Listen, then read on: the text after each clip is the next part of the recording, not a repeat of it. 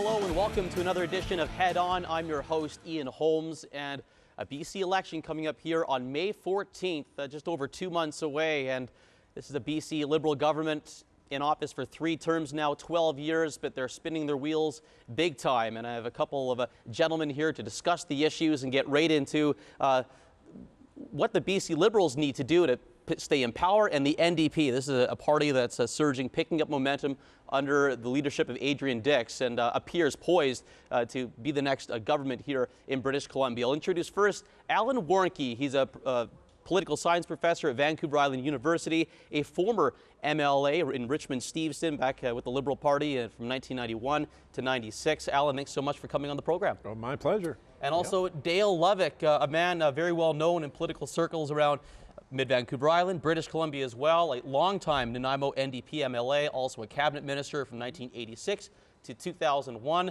also now a current board member with the Nanaimo and Area Land Trust. Thanks for coming on, Dale. My pleasure to be here as well, Ian.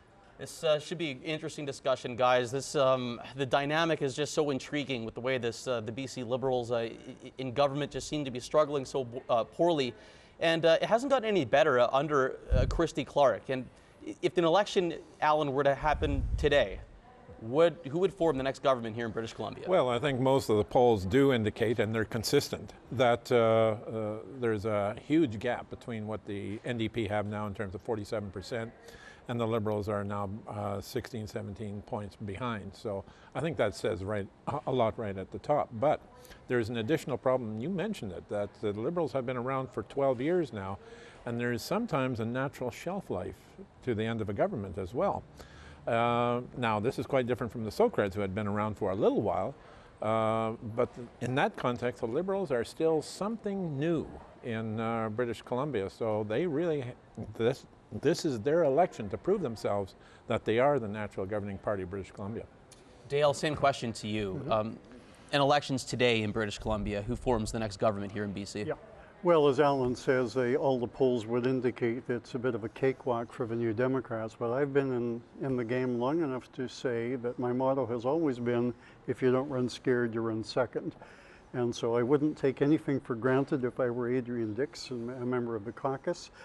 I think there are a number of factors that are suggesting that the Libs have indeed overstayed their welcome.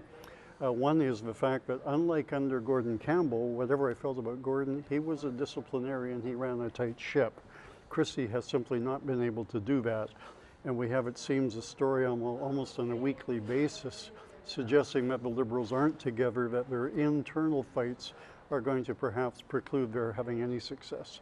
So from my partisan perspective, that's good news, but I have some sympathy for all of those people who had dreams of being government for a long time, and I think they may be in jeopardy.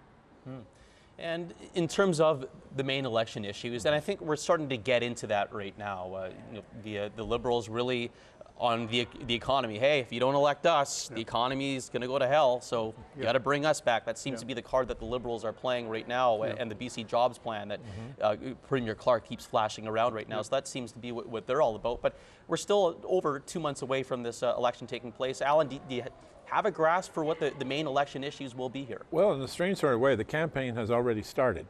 And the first major item that the Liberal government has put forward is the liquefied natural gas exploration and what benefits will come to the province. Maybe down the road a little bit, 4 or 5 years before we really get the benefits, but it's attempting to provide some sort of vision of where we're going, and in that sense cultivate support for the future. So in a sense, the jobs plan, all of that is sort of fitting into that issue. But that's what the problem is, and Dale knows this as well, is that sometimes you start a campaign with an issue, and that's the way to go.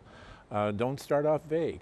But during the campaign itself, usually something happens, something that just takes everybody by surprise, and that becomes the main issue of the campaign. And so I think that's what we'll be looking for. What do you see is some of the big election issues here, Dale, in this campaign coming up? Well, one of them, I think, is simply the fact that contrary to what the Libs would have us believe, that they are indeed the appropriate and best fiscal managers, the track record is pretty appalling, frankly, when you look at it a little more closely. And indeed, there's lots of evidence now on the table to show that comparing government to government, New Democrats, in fact, had a better job in terms of managing the economy with similar crises they had to overcome, like the Asian meltdown when I was there versus the 2008 more recently. I think Allan's right, though, when we say that you can always start a campaign with one view of what's going to happen, but inevitably, it seems, there will become one big issue that nobody really foresaw, and that will change everything. And at the moment, I think it looks like it could become a relatively trivial one, something like a simple issue of trust. Can you really believe these guys, what they tell you? The latest crisis that poor Christie has to deal with is the fact that you've now got another accusation of people within the Premier's office actually using the paid professional staff to do the partisan work. Well, that's lethal, and nobody, I think, no self-respecting MLA would ever try and defend that. That's just a no-no, and it looks like they've been caught on that, so who knows? And within the theme here of the main election issues, we have two leaders relatively new to the picture. Christy Clark's been around for 2 years now, but you have Adrian Dix, who's been thrusted into the fire here, and we already see negative advertising come his way. How much will the deciding factor in voters come down to the leaders of the two main parties in the Liberals and the NDP? Me first? Yeah, sure. Okay. Well, I think we all know, contrary to what we like to believe, that we do in Canada and in our provinces tend to have what we call presidential politics. Even though we don't have that system, the reality is that one person becomes the dominant symbol.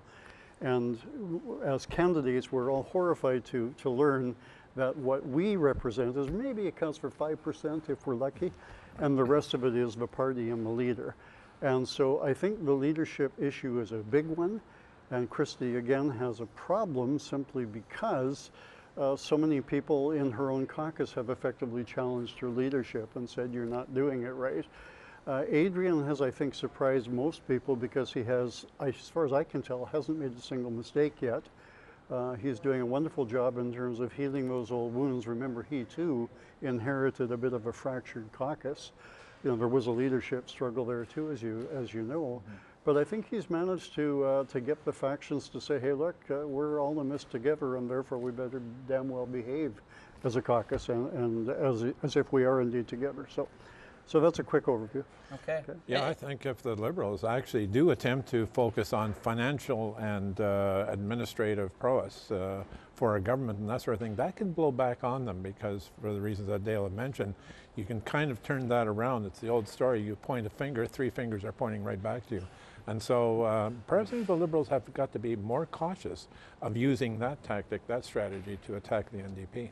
People who don't follow politics on a day-to-day basis, advertising plays a very big role. There's quite a few undecided voters, and TV advertising seems to be that powerful realm, and we're starting to see that now with very negative advertising targeting Adrian Dix. So what kind of impact does advertising I'll start with you here first on this one, Dale. Advertising, either positive or negative, what kind of an impact does that have overall in a campaign like this? Well, let me start by pretending I'm still teaching political science, okay?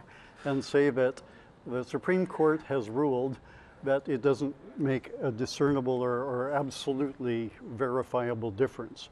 That's counterintuitive for most of us because we know that private sector spends millions of dollars in advertising, and I think they believe it makes a difference, otherwise they wouldn't do so. Negative advertising is a subset. In the States, it has worked for a very long time. I think in Canada, because we like to see ourselves as kinder and gentler and all of that, I think it's always been a more marginal advantage to negative advertising. The old arguments used to be, well, you may not like it, but it works. And now I think people are saying maybe it doesn't work. And I think, frankly, that my friends in the Liberal Party are maybe making a mistake by that kind of attack on Adrian. I don't think it's going to fly.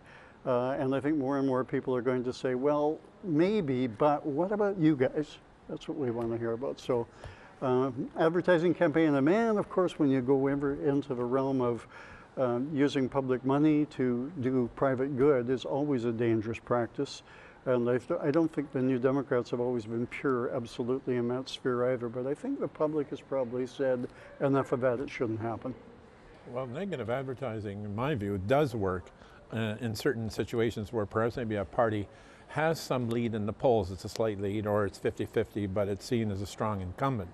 Where it's seen as unpopular, then the unpopular party, by taking the stance of being negative in their advertising, can have a tremendous blowback effect on it. I'll never forget the 1993 federal election where the Conservatives went the negative route, and it ended up with actually only two members at the national level being elected. That's what happened. However, if on the other hand, if it's a matter of trying to define your opponent, as Stephen Harper did with the Conservatives in defining Stefan Dion or Michael Ignatieff and whatnot, that worked. But that's because, again, Harper was the strong incumbent government where most of the Canadian people weren't really angry with his government yet. And that makes the big difference. Looking at a couple local races now, I'm very intrigued to see what's going to happen here in Parksville-Qualicum. She's very popular, but brand new to politics. Michelle Stilwell, four-time gold medalist, Paralympian. She's got that great smile on her face. Very nice lady, but she is new to politics, and she's up against Barry Avis, a former Qualicum Beach Town councillor, very popular in the Oceanside region, and that could be a pretty tight race. I'll start with you on this one, Allan. Who wins Parksville-Qualicum? Is it going to be Stilwell or Avis? Well, I'm going to say it's a 50-50 fight right now because the whole idea of a star candidate, to begin with, star candidates are highly overrated. And as a matter of fact, there was an Olympian gold medalist in Surrey who ran in the last provincial election. He lost. And everybody assumed he was going to be a shoo-in. And it doesn't really work that way. Voters still take a look at who are the candidates in front of us, and they have got to be convinced. So Michelle Stilwell has a certain presence and all the rest of it, but she's got to project that within the constituency.